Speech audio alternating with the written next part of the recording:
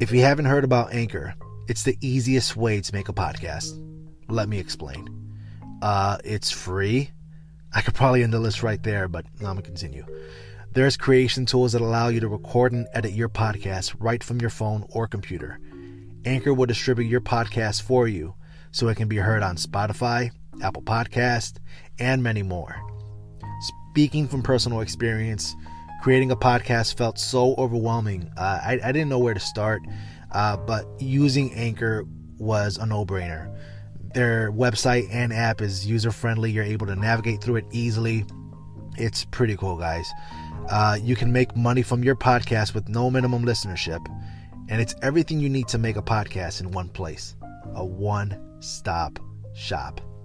Download the free Anchor app or go to anchor.fm to get started.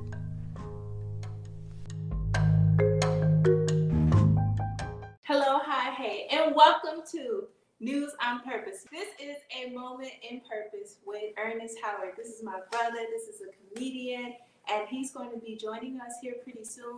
I have my brother, comedian, actor, writer, the man in front of the camera and behind.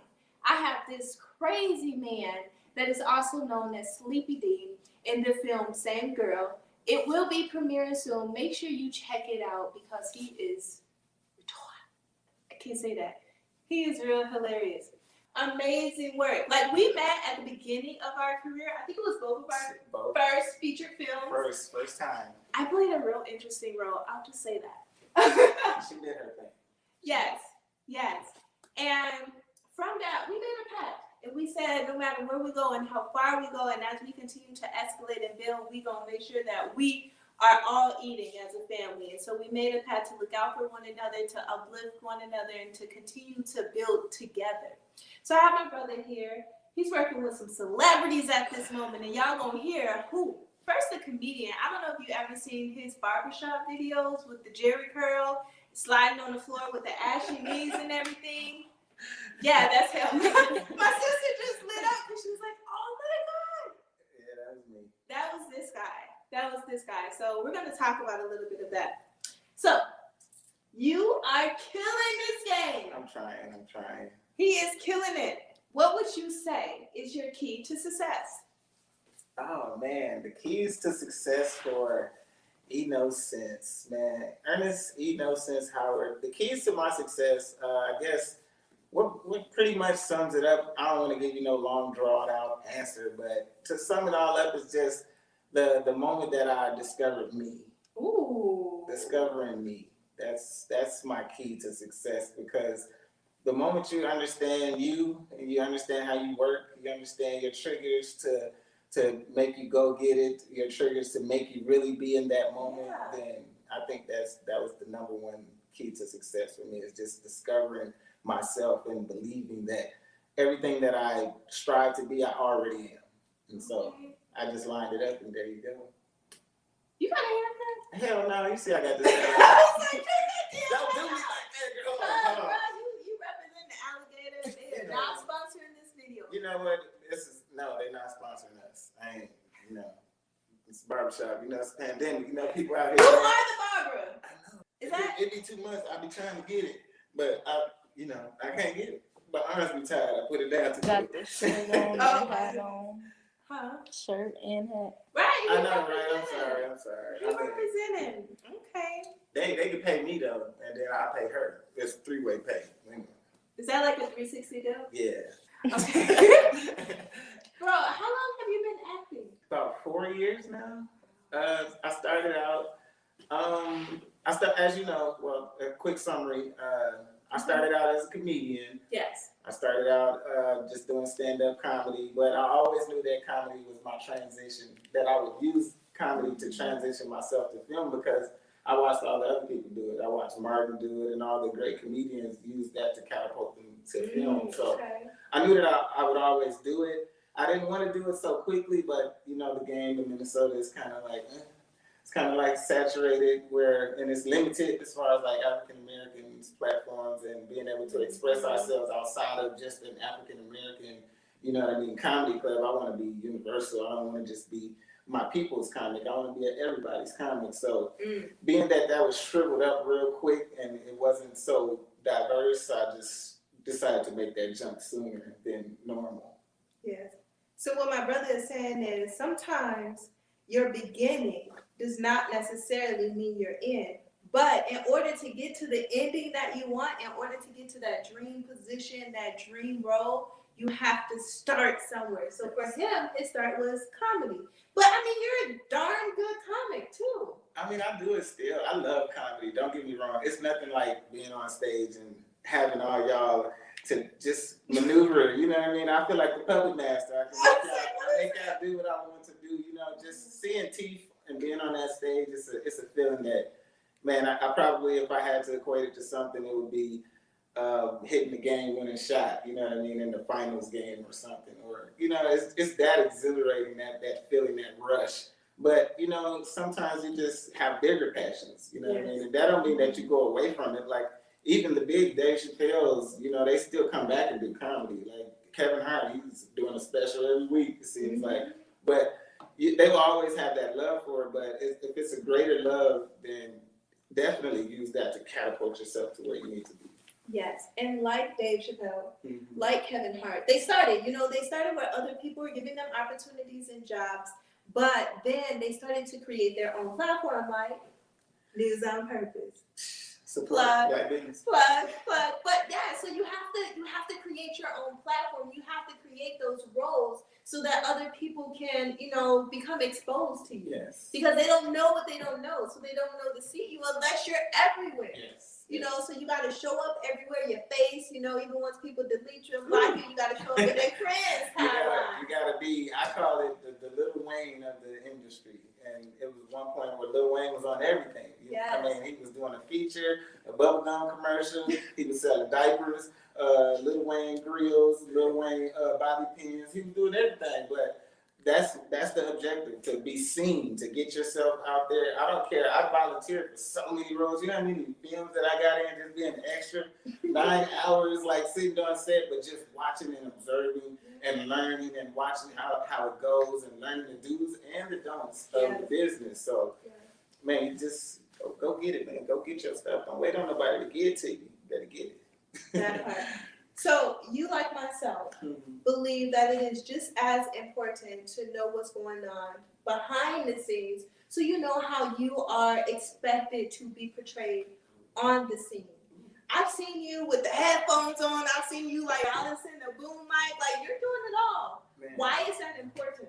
Oh, that's such a great question that you presented, because I believe that the more prepared you are, the more advantage that you have in whatever you're doing. You know what I mean? So by me, a lot of the films I had a wonderful opportunity to work on 2 Hollywood films with director Mark Casey recently, and I got a chance to work on sound. I got a chance to just work behind the scenes, break down sets, watching the directing, watching the writing, watching the actors, and it's like college almost. You know what I mean? I'm learning so much, but even if I'm not acting, I feel like I'm here, and I have to learn it anyway. Even if I'm not gonna apply it, learn it anyway. Just learn.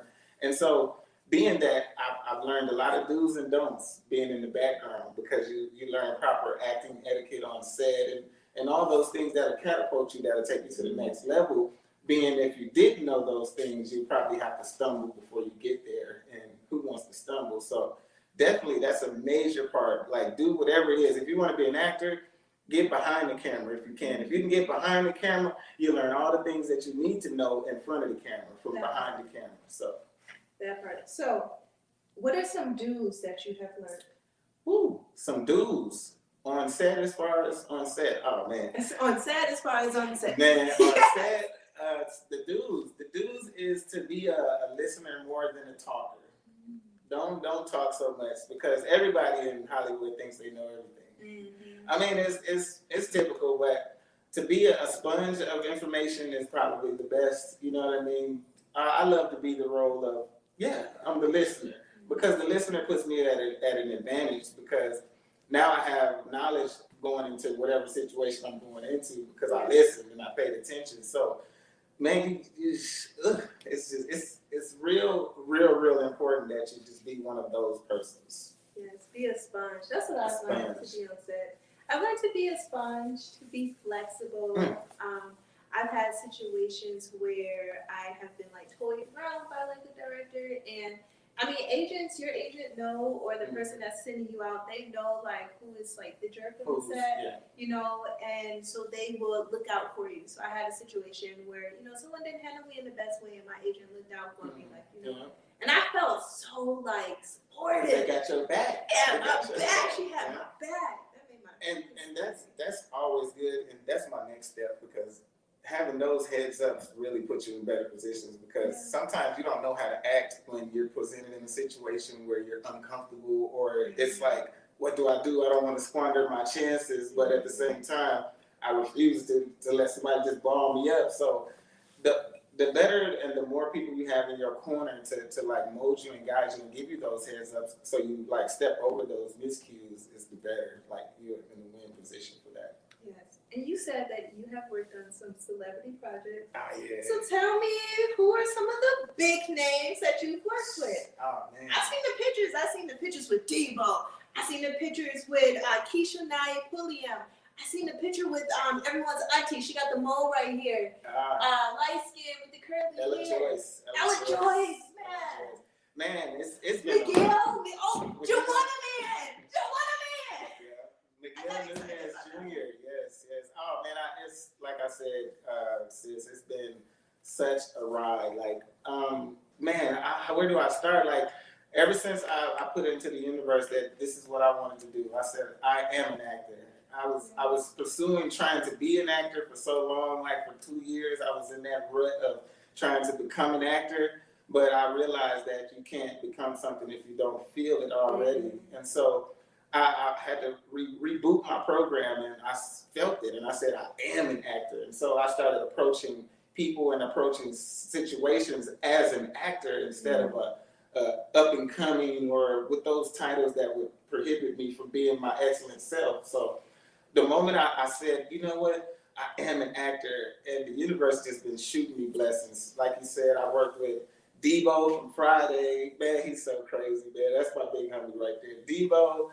Dwayne Finley from The Wood, Ella Joyce, Miguel Nunez, you know Ella Joyce from The Rock, from Set It Off. Like, oh man, just CoCo Brown, I worked with her. So it's been countless people that's continuously being placed in my path to work with. And these people are, for some reason, humble and willing to share knowledge. And I was real apprehensive at first, because you hear the stories about Hollywood people, but they were like teachers and willing teachers. Like Dwayne Finley, shout out to my boy Dwayne Finley. Man, big things coming with him, man. Dwayne Finley, he pretty much took me under his arm and was like, he was like, man, I got you, bro. He was like, you real. I appreciate your talent. I see your talent. And ever since then, we've been rocking. You know what I mean? So, man, I've been blessed to work with some people, some Hollywood people already coming up. So I look forward to the bigger people and the more people and the people that I'm with now becoming bigger themselves. Nice. So we talked about some of the big names that you have worked with. Yeah. What are some tips? Because you talked about, you know, someone taking you under their wings, and what are some tips that they have given you about this industry, acting, working? Good question as well. Well, some of the tips that you get a lot of tips in Hollywood. You have to be smart enough to decipher the tips that you must throw away and the tips that you must keep. You know what I mean? Because like I said, everybody in Hollywood and everybody that's been on the platform that you are already, that you're trying to get to, and they're already there, they're going to think that they have the blueprint. You know what I mean? Just like in comedy, they tried to give me the blueprint in comedy. They was like, you have to do your comedy like this. You have to get you 5 or 6 jokes, perfect those jokes and do them over and over, and that's your set. And I was like, hell no, man. I'm not going to do that, man. That's the blueprint to get to where you at. Why would I do that? I'm not trying to be where you at. I'm trying to be a little bit past you. So, you know what I mean? But, let me not to stray off. What was that? What is it? I'm just playing. So, I'm going to just give you this one tip. The best tip that I believe that really puts you ahead of the game. The one tip that I got was, build great relationships. Okay, that's the good. better relationships you build, the more, not out of selfish gain, like, ooh, if I build this relationship, this is what's going to gain to me, but putting yourself in that lane of positive energy with positive people, and especially with the people that is in the direction or going the direction or already established where you're trying to go, you're winning. You're winning. Those relationships, those are the people that speak up on you when you're not there. Okay. You know what I mean? A lot of people be like, I'll support you, bro, but they will never mention you until they see you. You know what I'm saying? That's not really support. Like, support is sharing my sister, sharing her story. Like, ooh, if I hear something that's similar to what she's doing, like, oh, my sister do that. Let me link you. You know what I mean? That's real, building real relationships. So that's the number one key. Don't burn no bridges, man, and don't be the a-hole of the industry, because some actors got tags on them, some producers got tags on them, some people just carry a little baggage, and you don't want to be that person carrying no baggage. You want to be as neutral as possible, because then people are more subjected to work with you. So, okay. But build great relationships. Build great relationships. Build them. So you recently posted a picture with Keisha Knight Pulliam. Yes, I did. Little Rudy. I know, look Rudy. Man. So does that mean that you have something coming up with Rudy? Man, so I'm gonna tell you the story. It's a quick story. So I was awestruck when I saw her for the first time. I was just like, You was like, no, I didn't. I didn't even know it was her. I swear to goodness, I did not know it was her. She was with her daughter and everything, and we were getting set up for this project that we're working on. And her significant other is part of the project, and so that's how the triangle came about. But anyways, Dwayne Finley brought me on a project we're shooting in Atlanta called Black Box Comedy Series. And so what it is going to be that showcase for all the comedians that can't get to those big platforms, but you're going to get to a platform and you will be heard and you won't be censored. And it's just bringing back that raw comedy. And so working with Dwayne Finley, he's real connected with Keisha, and so just being, you see what I'm saying about those triangles and being in those good relationships, and those good relationships bring you work through other projects, and those usually how great actors and good actors survive, because they do good work and they build good relationship with good people. Very nice, very good. Okay. Good relationships, good connections, knowing good people. All right. So you talked about how the vibe has been very neutral when you've worked with them. They've been very humble. That's what's up. And what about though CoCo Brown? Because she's a comedian, you're a comedian, she's a dude, you're a dude. Like what was that like? Were you guys just busting jokes and being spicy? So CoCo Brown she played a mom, so she was strictly about her business. Okay. And being that, I feel like even though my experience is wonderful, I'm on a wonderful ride. I believe that COVID is really slowing it down. People don't be themselves as much as they can. I believe that she'd have been all over the place if it wasn't no COVID restrictions. But for the most part, man, down to earth, I'm talking about really supportive to all the smaller actors that's on the lower scale than herself, and she's giving pointers like, baby, say it like this, baby. And I'm talking about, and she's teaching and she's acting, and her spirit was just so good, and she wasn't bougie, she was just open, and she cracked some jokes too. We always have crack some jokes. You can't be around me and don't crack no jokes. I'm sorry. We're gonna laugh about something. Somebody anyway.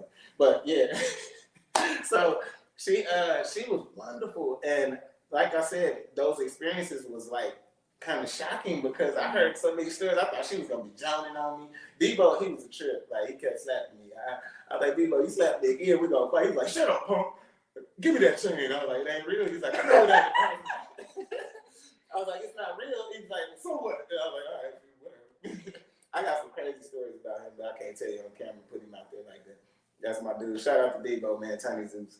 But yeah, so she was amazing working with her, man. CoCo Brown, beautiful spirit. I watched her work. She's tied in with I think that the show on Tyler Perry's network. So she's doing her thing, man. Great. I can't wait to work with her again. Miss CoCo, hit me up, girl. I told you I was gonna whisper in your ear and I was gonna say, fly me out there or something. I get there. I ride the bus. I don't care. She's on a few of Tyler Perry shows. Yeah. She was on the show that I watched. Was it Why Did I Get Married with Tasha Smith? And Michael White, J. Michael White. And that was one of my favorite shows. She's great. She's a great actress. Great actress and comedian. That girl, she be on point too. I said, girl, you was good. I said, I'm gonna steal your material. No, I didn't. Okay, how does being a comedian complement your acting? Ooh, great question.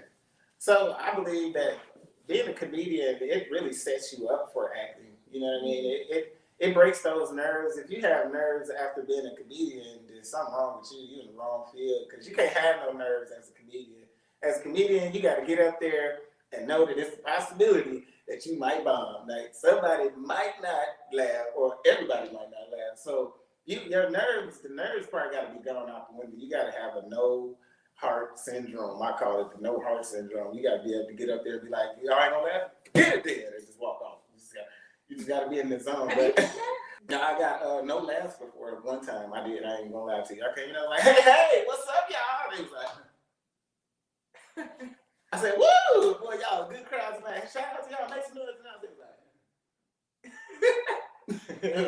And that was the worst show I've ever done. Ever since then, I said I would never do the same jokes and not have a prepared mental state of going into comedy, because I don't do comedy like that. I do comedy. I get there a little early. I mingle. I see if it's male dominated, if it's female dominated, if it's younger, or if it's the older crowd, and then I have my set written right there. So that's how I do my comedy. So I couldn't never do the tradition they try to make you do nowadays, doing the same jokes and perfecting the same jokes. I believe anybody can do that. If you say the same line over and over and over, you should be good at saying that damn line. I'm just saying.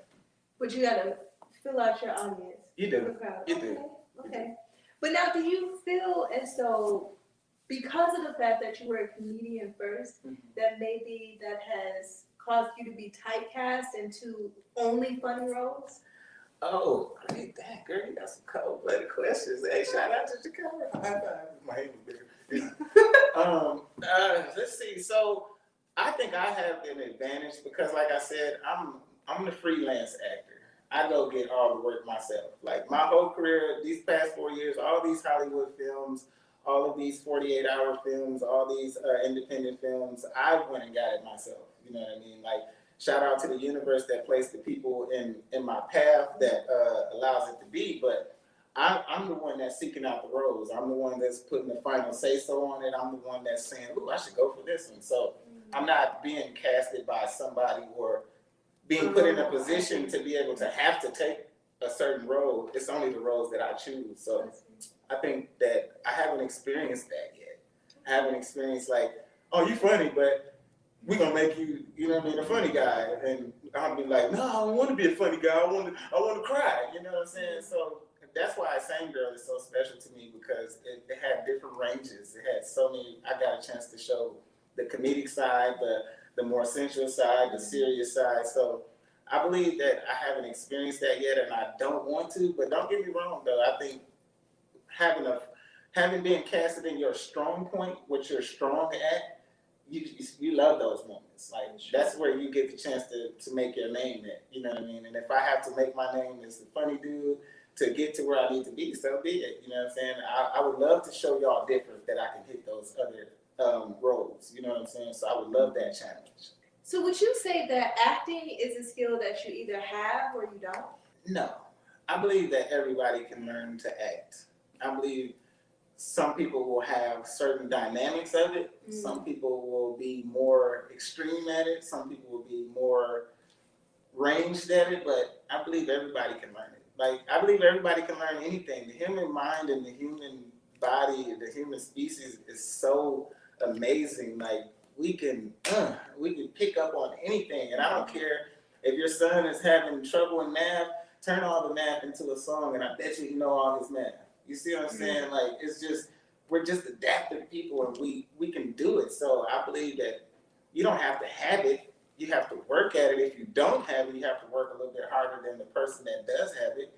but you can achieve the same greatness, I believe. So you said that you go after all of the roles. Have you ever had, because with that, you can still go after a role and then get the script and be like, I don't know why I went after this one. So have you ever had a bad script?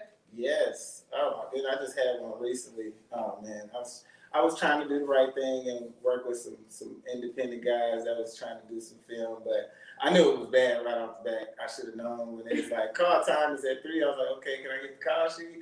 But we ain't got one yet. And I was like, uh-oh, strike 1. Strike 2 was like, okay, everybody, we're going to meet here at 3. I get there, nobody's there. Strike 2. So I call him, nobody answers for 2 hours. Strike 3 right there is. And then I'm like, can I get the script? It was like, oh, well, here go your lines. You just going to say this. And you just gonna say this, and I was like, okay, what my character? What is he? Was he an angry dude? They was like, well, we don't really know yet. And I was just like, man. I was like, hey, I'm probably gonna call you back, man. I got COVID. No, I'm just playing.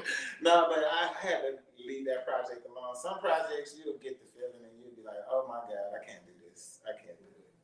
And those are the ones that really. You be like, woo, I'm good. Thank you. You pat yourself on the back for getting out of some of them roles, because I believe when you look back on it, you're like, what the hell did I do that for? Right. Darn, it's like getting a bad tattoo and you can't get it off. So, yeah. I'm trying to think if I ever had a bad script. I did. You did? I did. But thankfully, the COVID happened. See? And I was like, because I was in Chicago, at the beginning of this year, I spent like the first quarter of the year in Chicago going after the dream. Mm-hmm. And I didn't really want to play this role that I got cast for, because it just, a few times, one time I just didn't answer him anymore because it was awkward. But the second time in Chicago, I just was like, hey, I'm going back over to Minnesota, so I can help you find my replacement. I think that's important to do, you know. Keep that relationship good. Yeah. And then I believe that it's important to make sure that you show up for the things that you're going to sign up for, like keep your word. But also, you know, sometimes you don't know what a role entails until you get the script. Yes. So I had a role that morally I just could not do. The guy kind of got upset with me, but I mean, and that's, you just got to be selective. I say if you read a script and it don't feel right in your stomach, don't do it. If it feels right in your heart, do it. If you're tuned in and you have some questions that you want us to ask for you, then type them in and let us know. I'm here with my brother, actor, comedian, Mr. Funny Man, and soon you will know him as Sleepy D. Yes. Yeah. Okay, it's like, I don't know you. Who this woman? CoCo, who this woman? It is me. It is I. Okay. What would you say has been your favorite role thus far? Getting back into it, y'all. Getting back into it. My favorite role. So I shot quite a few interesting and quite fun films from the 48-hour Film Festival. Shout out to all those short film guys, all those short film producers, all those guys producing all those amazing films for the festivals and independents. My favorite role, I would have to say, would be Sleepy D. Really? That's Same girl? With Same Girl. That was my favorite role because it was the first role that I got, for one, and it was the first time that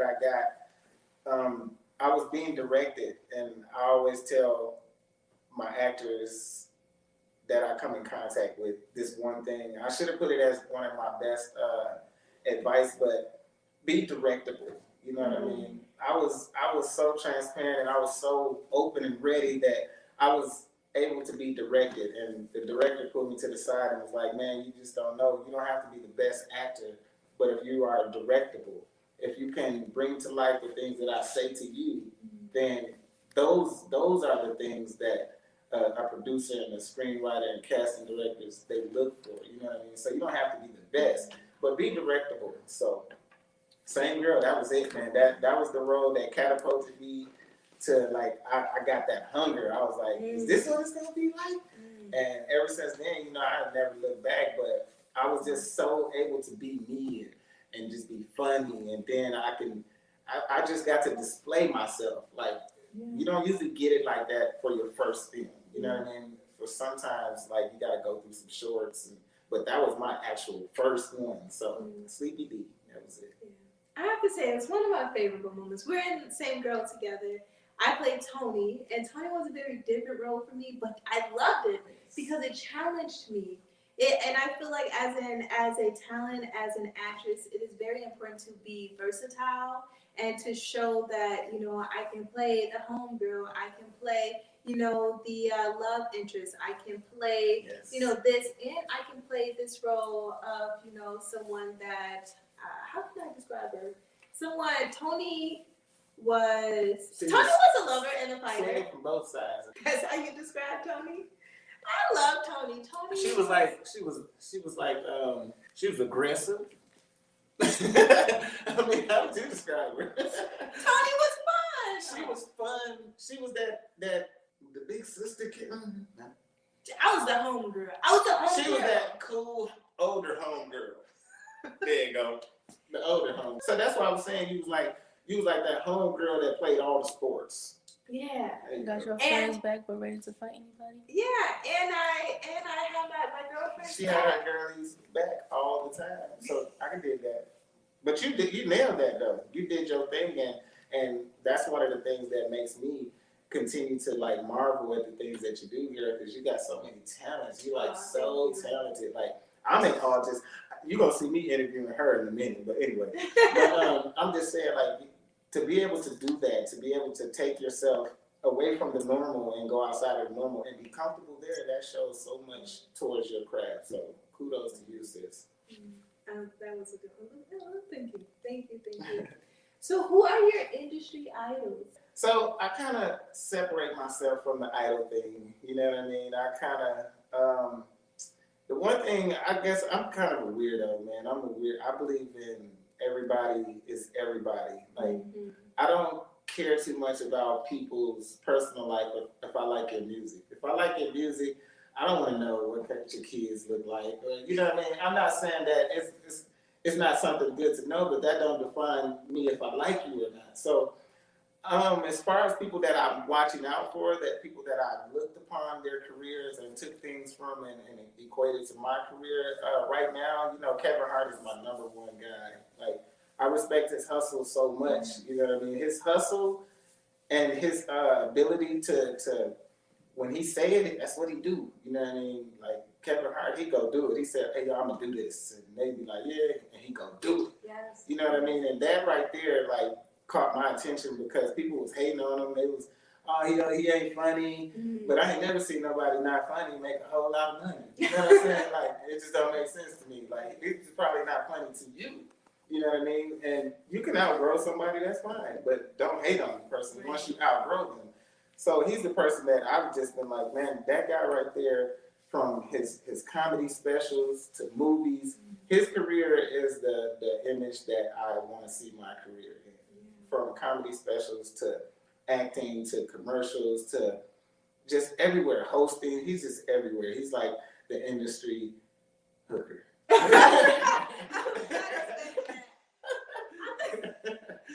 Seriously, but I love him. I swear to goodness, I love him. But as far as that, just Kevin Hart and another guy, man. I just love this guy, man. The Tyler Perry. I love the work that he's doing. But also just all of the people that has the rag to riches story. The people that believed in the secret, you know what I mean? The secret of law of attraction and understanding that the energy that you put out into the world is the energy that comes back into you, and the being able to jump into that role is quantum physics and all these other things that boils back down to believing in the secret. Believing in that secret, and girl, I can go on and on about this. That's good. Now, tell me, do you prefer shorts, features, series, or commercials? Well, it's got to be features. I mean, I want to be in feature films. I want to hold the lead. I want to be cast in a Netflix series that got like 19 seasons. I swear, reoccurring. I just want to be a character. I want to become characters. I want to become like villains and heroes, and I want to just play every role that I can play. You know what I mean? So it has to be the features, but I love shorts. You know, shorts is the shorts, like especially the 48s. You know what I mean? It'd be long days, but you know that's what got me my best actor. You know what I mean? Working in the first 48, those 48-hour film festivals. Those are short, and I feel like it's a short, little, quick family. Yeah. You get it in, and you get that film out the way, and you go. Sometimes you don't hear from them no more, but hey, I done did some shorts, and we're gonna give you the credit. No, I've never seen the movie, the credit or nothing, but hey, it's part of the game.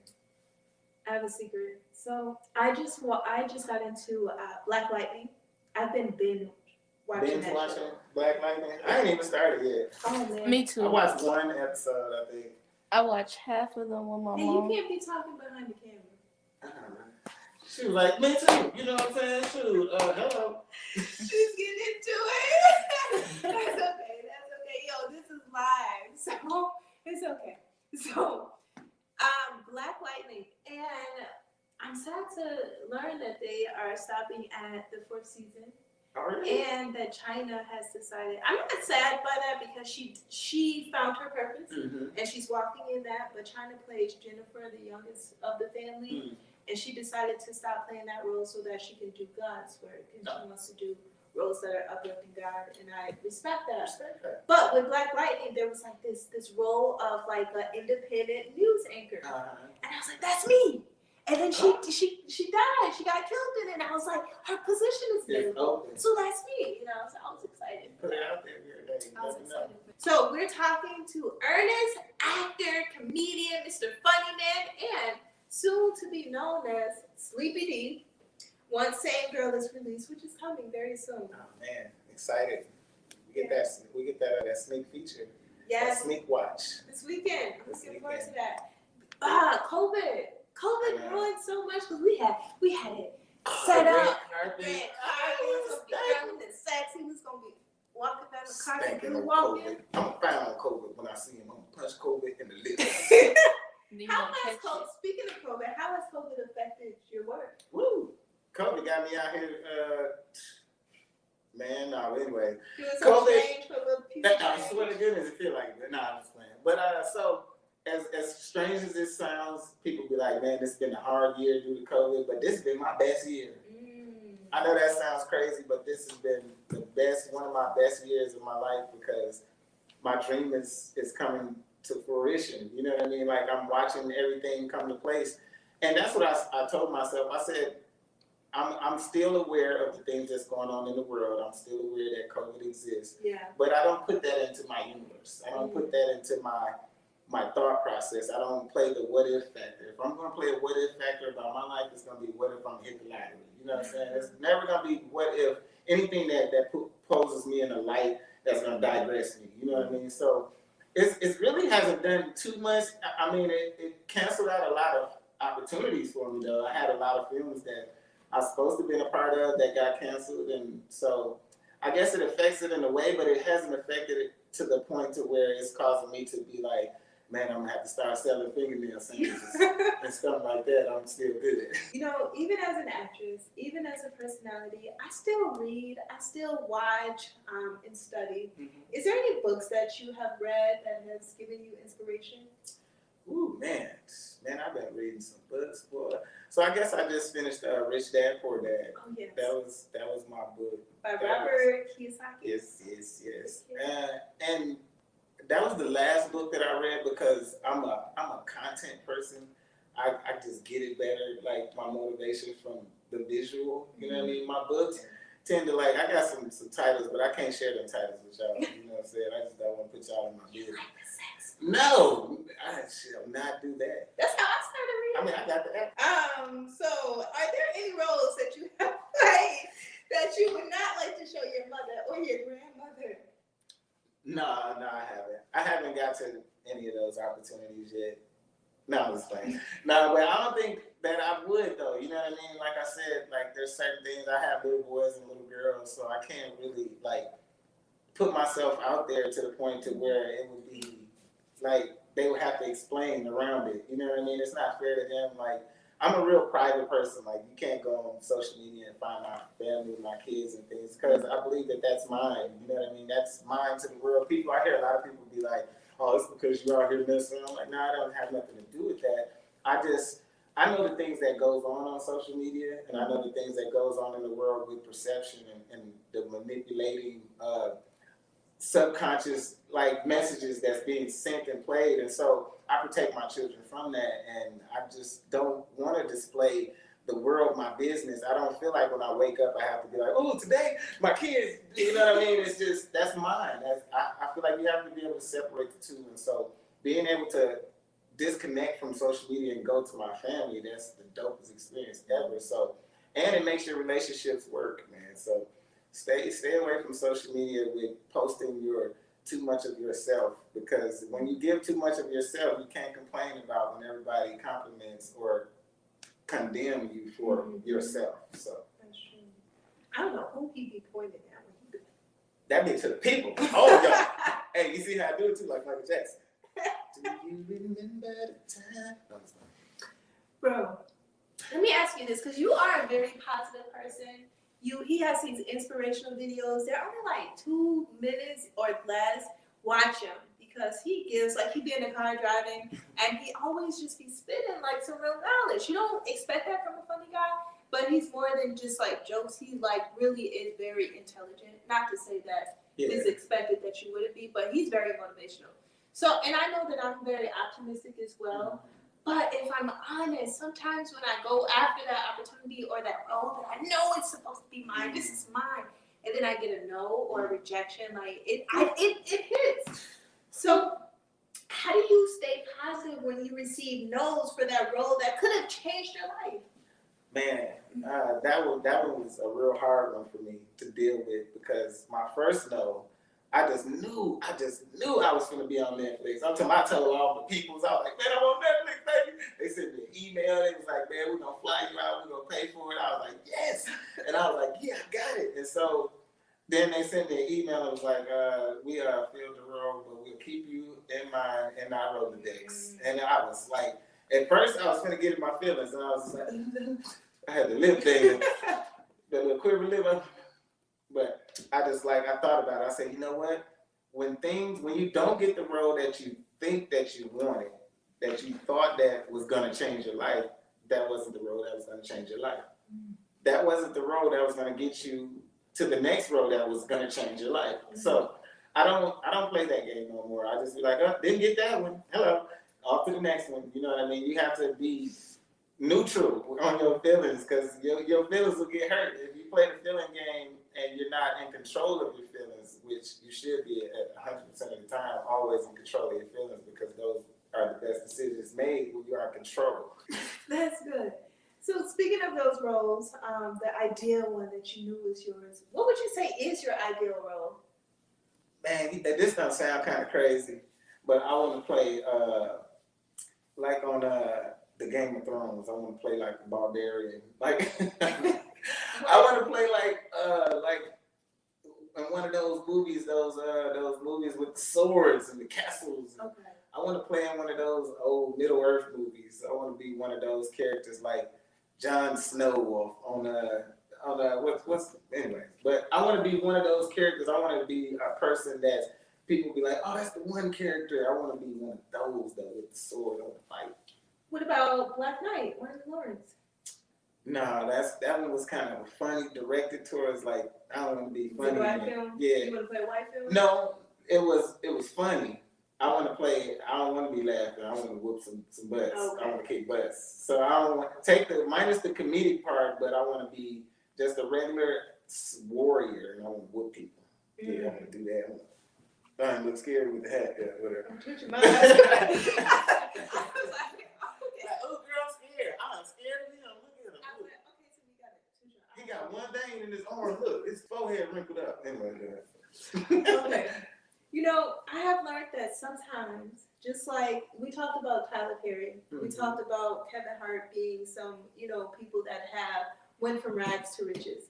And their success story includes them creating their own opportunities. Yeah. So sometimes you have to create the role or that ideal job that you want and then hire yourself. How does this apply to you? That's probably the best question, because so much comes with that question. You know, being able to create a role and then hire yourself. So my number one objective, my number one goal out of this whole big old journey of fun, you know what I mean? A lot of people think that you're doing it for the money, but you're not. You're doing it for the experience, the journey, the experience along to the money. That's what you really want. You want money to have the freedom to do the stuff in between, not the money. You know what I mean? So, I guess I came to the conclusion that I want to own my own content. Yeah. Owning my own content. So, and with owning your own content, that is creating the role and pitching it or selling it or directing it or getting it out there yourself. So that is number one important thing in the industry, I believe. Control of your content. If you can control your content, I've heard of the producers from Mel Gibson to Leonardo DiCaprio, like having production companies and owning their content. And that's a number one goal of mine, is to be able to have the production company and to be able to put out the content that I want to put out, to be able to star in the roles that I want to eventually write the movies that I want to star in, and to write the movies that I want Hollywood to be able to see. So I believe that it applies to me because that's my goal. My goal is to own my content and to be able to distribute it and put it out there and make it and write it and birth it the way I want to. So that's so important, so important. Own your stuff and create a platform. If you create the job, then you don't have to ask for the job. You just come to them and say, hey, I got the job. Here you go, make it work. And can't nobody fire you. There you go. Either. That's it. Okay. What goes into preparing for a role? Do you have like an alter ego like Sasha Fierce? I don't. Eno Sense. Eno Sense is just me though. Eno Sense is Ernest. So Ernest is Eno Sense because Eno Sense was birthed from Ernest. You know, Ernest was just this crazy guy. I cut hair for a living. I was cutting for a long time, and in the barbershop, you know, that's where Eno Sense was created, in the barbershop. And all Eno Sense is, boy, you ain't got no dang on sense, E. Boy, you just say the craziest stuff. And so Eno Sense came about, but I don't really have no preparation because it's me. When I get a role, I try to understand what is that actor or that role, what is that person feeling? Like, what would they be feeling if they were doing this? If they were doing a run scene, how would their breathing be? How would you know what I mean? I just apply it that way, and I don't really have a regime. It's just, okay, it's time to focus. All right, figure out this person. What is this person? That's my only objective, is what is this person? What is they like? What do they do? If I had to describe this person, would they be an a-hole? Would they be this? You know what I mean? And that's the preparation for me. Like, I don't have to like put myself in the box to get the breathing exercises and stuff. Like, I believe that I'm already what I'm trying to be. So I'm already the actor. So it's just bringing to life the role, bringing it to life. I smiled when I saw this next question. So I learned that you started not actually as a comic. We've been saying that he started as a comedian, but that's not the whole truth. No. You started in music. Yes. Yeah. I've never heard any of his music. But like how? Like as a rapper or like as a hype man? Was you like the flav of the stage? Like, nah, girl, I wasn't up there playing flav. I went up there, I wasn't doing that. That wasn't me. So my music was my thing. Like, my passion was music. Like, man, ever since we used to record with the cassette and with the headphones, you know what I mean? Like, music was my thing. And so a long time ago, I got started with this guy. He had a record company, and I could sing a little bit. So you did rap and sing. I started out singing. And so I started out and I recorded a song with him, and he liked it, and he's like, "Man, I want you to perform this song at South Beach." It was downtown Minneapolis, and South Beach was there. So I performed the song, and the girls was giving me some groupie love, and they was like, "Oh my God!" I was like, "Oh, snap, son. This is what it's like." No, but anyway. So I performed that song, and then they liked it, and then, you know me, I grew up in South Minneapolis, the crazy, it was the hood, so, you know, it was eventually going to gravitate to rapping. And so I thought I was this big gangster rapper, you know what I mean? I love rapping, so I did so many albums and music that I just never put out or nothing. I'm starting to have fun with it now, like listening back, digging in the crates. I'm using it for soundtrack, you know what I mean, songs and content music, you know what I mean? So I'm found ways to make money off of it. So, but yeah, I started out as a singer and a rapper. I did my thing too, man. I opened up for Jada Kiss, Shorty Low, Bun B, Juvenile. I had some pretty good shows. Is this music out there? Like, can we find it? Nope, Can we hear I'm it? glad you can't either, because it's not who I am now. Was you like a lover boy then? It was crazy, huh? Was it like Lover Boy? Nah, soft, it was gangster rap. It was all gangster. When I say gangster rap, it was gangster music. But what about the song? That one song, I left it alone. I didn't sing no more. I just sang my own hooks on my rap albums and stuff like that. So I didn't pursue the R&B career. I just did R&B songs. Okay. You guys right now? learned something about Ernest. What you said? Can you sing something right now?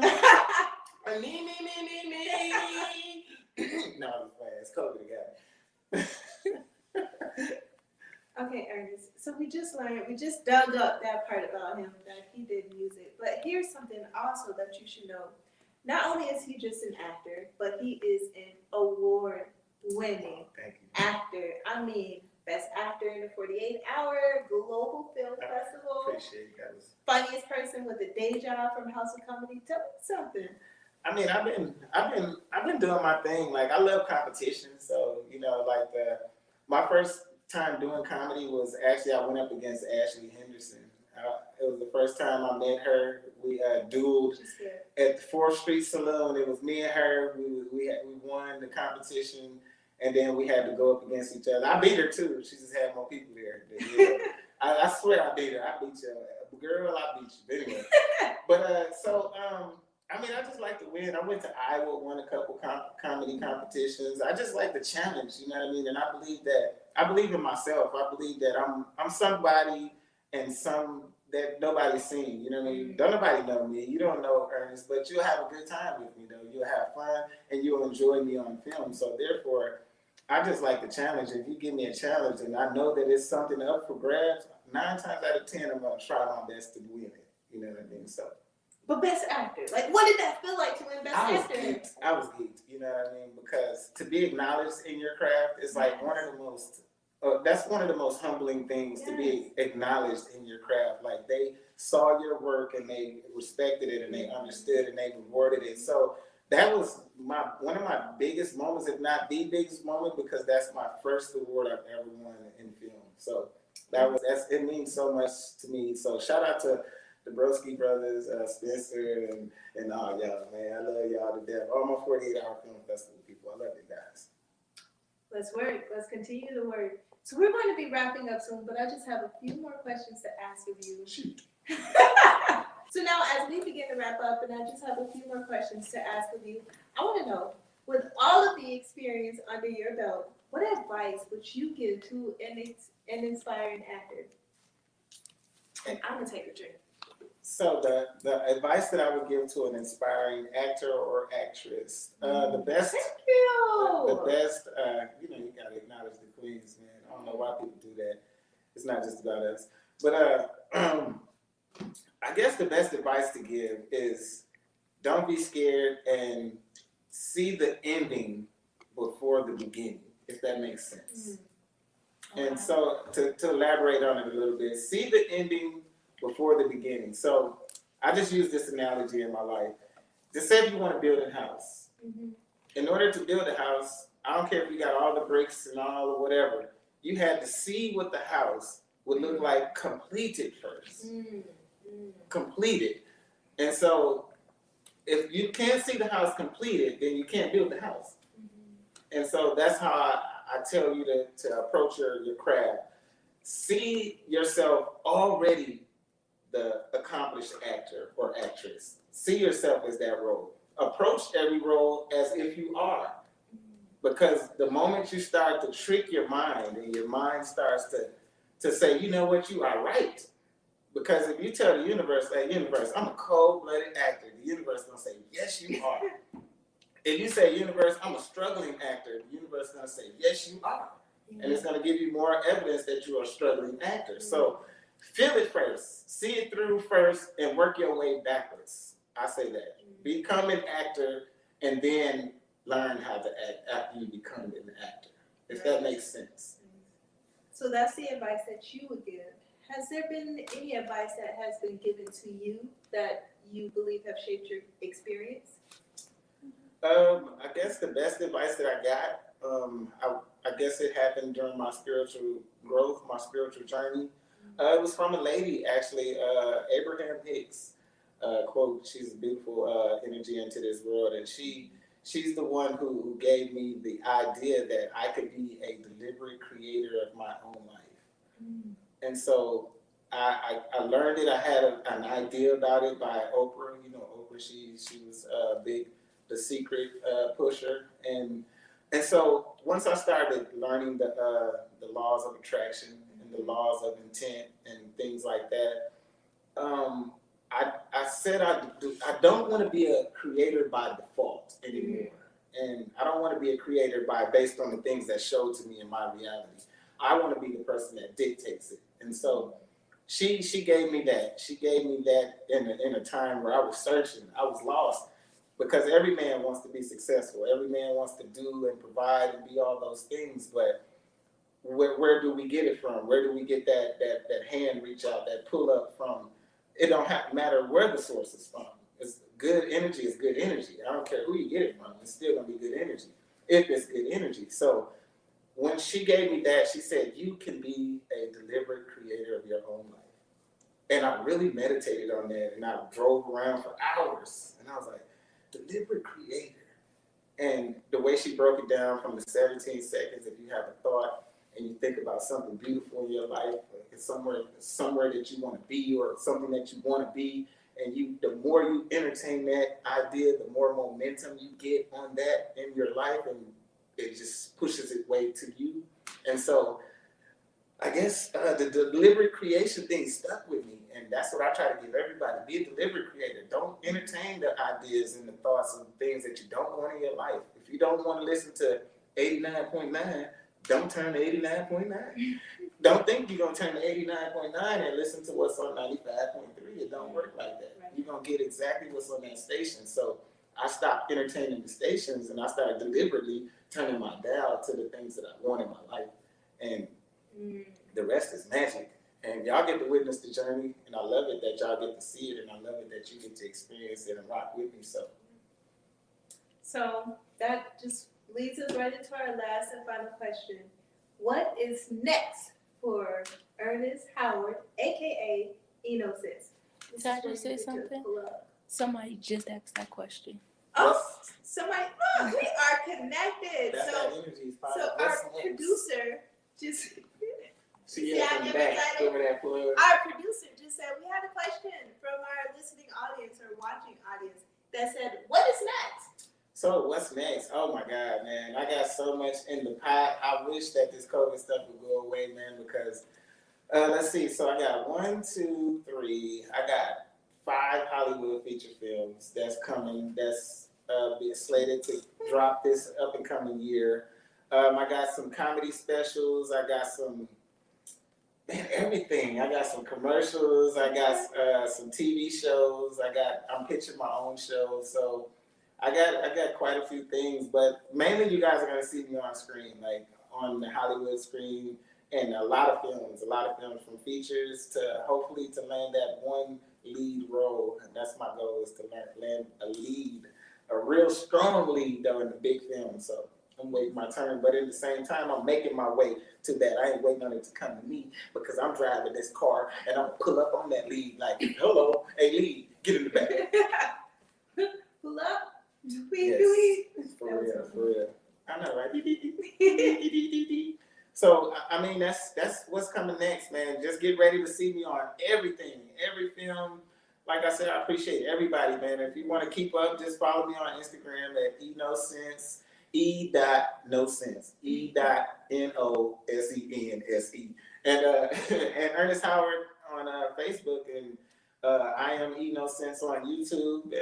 So y'all just check me out, but you're going to see my big face and all these teeth and probably a little nappy beard a little bit sometimes if I line it up. But you're going to see me everywhere because I'm going to be the new industry.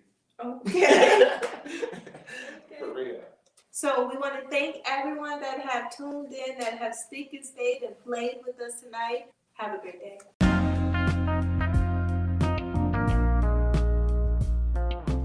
If you enjoyed this week's episode, please make sure you hit that subscribe button to stay centered on all Indie Center podcast episodes. If you are an independent creator and have a story to share and want to have a sit down, please email me at indiecenter.podcast@gmail.com. That's indiecenter.podcast@gmail.com. If you have sponsorship inquiries, I'd love to help local businesses. Please email me at indiecenter.podcast@gmail.com. Until next Monday, guys. Peace.